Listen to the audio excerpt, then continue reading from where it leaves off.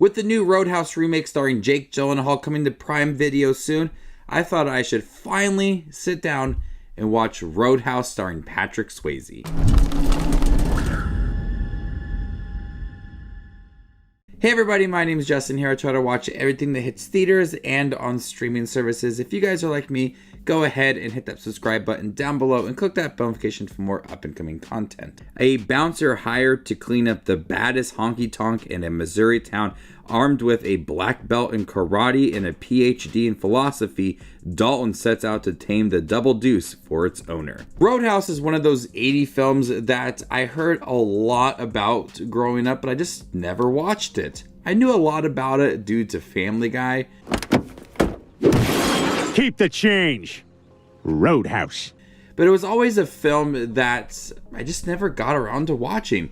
And when movies have remakes or sequels that are from the 80s, I try to watch them going into that. So with the new Jake Gyllenhaal film coming out, I wanted to sit down and actually watch this movie. And so finally, I sat down, and this is utter cheese. This is a good time. This is one of the coolest movies I have seen. And if I saw this at a much younger age, I probably would have seen it many, many times by now.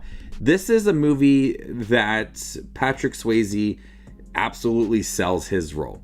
You get some backstory for Dalton. You heard that he has ripped someone's throat out before, but the way that they just bring this character in, the way that he presents himself, he interacts with the bartenders and the customers, you feel that intimidation. You feel like he is the smoothest, most confident man ever, and that you do not want to mess with him. He has his set of rules. He doesn't really live by them too much, but Patrick Swayze is so awesome in here.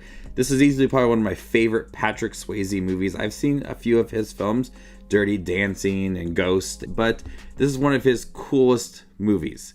And I just love that character of Dalton, that you didn't need to have a lot of backstory. I mean, they describe certain things that he's done in his past and how it's affected him, but they just kind of throw him into the movie and say, here is a smooth guy. He's confident in himself. He's mean. He's tough. And you just need to buy into that. And I really did. And it adds so much to the atmosphere of this movie. All of the action scenes, him just throwing people out of the bar. It's so cool to see how he interacts with everybody and just presents himself overall. Double Deuce is a bar that's grimy. It's full of these just rowdy customers. He's in there controlling everything, but the progression of that bar also moves very nice. Where in the beginning you see that he is tasked with just cleaning it all up, and it's just dirty as can be, but then it starts to become a more friendly place and people are enjoying themselves more, and you see that effect that he has on the bar. It's really interesting to see that development of the bar throughout the movie and what the owner wanted for the bar and how he is contributing to all of that. So not only is like his character developing throughout, the bar's atmosphere is changing, and it's really interesting to see that growth throughout this movie. I really like Sam Elliott in here as well. I didn't realize he was in this movie, but he also is very cool in this film. Very just calm, laid back, relaxed character, and he fits alongside Dalton easily, and I like that pairing within this movie. Now you do got your typical like 80s villains in here. That's where it adds to a lot of the cheese. They want to control aspects of the bar and the people who work there as well, and then things are starting to be blown up. The villains in here kind of add to that cheese of this movie, and how Patrick Swayze is having to like defeat them and beat them up and everything. Just the overall violence in here with the villains of the movie just really contributes to that 80s style. It works well within this movie, and I don't think so many movies can really kind of capture that same charm now, but with the over-the-top villains and them trying to control everything in this really just downright dirty bar and a really smooth character, they just all mix well together. I loved in the beginning of the film that he had his set of rules, that you had to be nice, you had to take everything outside. Immediately he's starting to beat everybody up in the bar, just throwing them around, yelling at them, and they never really followed through with those rules. All you have to do is follow 3 simple rules. 1, never underestimate your opponent. 2, Take it outside. Never start anything inside the bar. In 3, be nice. Help this gentleman to the door.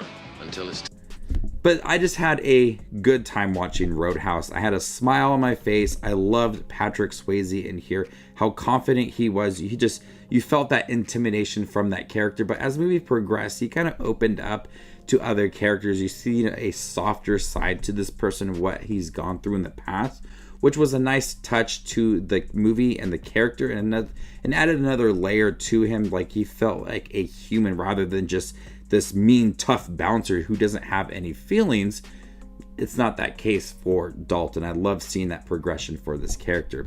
I'm so happy I watched Roadhouse. It's an awesome movie full of 80s cheese, Patrick Swayze at his best. I love the one-liners and the jokes within this movie.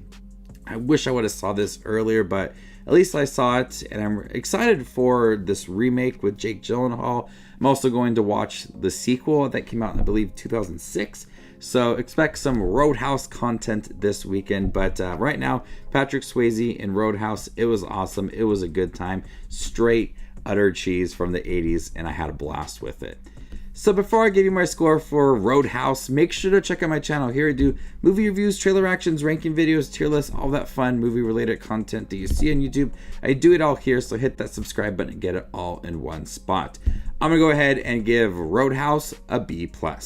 Thank you guys for checking out my review for Roadhouse. Have you guys seen the Patrick Swayze film by chance? What'd you think about it? Let me know in the comment section down below, and stay tuned for more up-and-coming content like this.